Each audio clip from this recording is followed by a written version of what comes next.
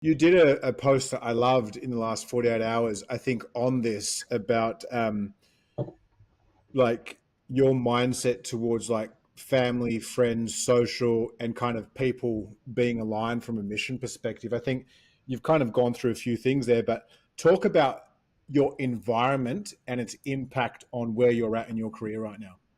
Yeah, I've never realized so much how important the value of the environment is. I just hugely underrated it. But it's like you take a plant, right? It's you put it in the shade all the time, it's gonna fucking wither and die. You move it 1 meter to the right sun, the right temperature, it's gonna grow to its maximum potential.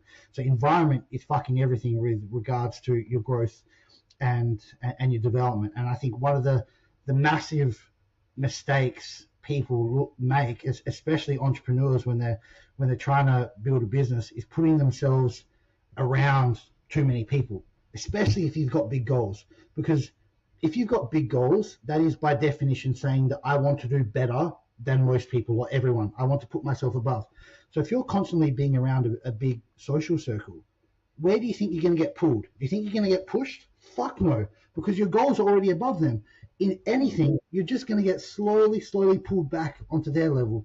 So, I mean, I've had to cut off a lot of ties. I've had to cut off a lot of ties, and I've had to, for this phase of life where I'm on the mission and I'm trying to separate, it's going to mean a bit of isolation and a bit of solitude. But like, I love the quote from Pablo Picasso where he says, "Without great solitude, no great work is possible." And that is more true than I've ever realized right now, because it's only since I've severed some ties and brought that tighter circle that all of these things have started to move. Because if you define your moves by the people that are around you, you will stay average. You will stay average.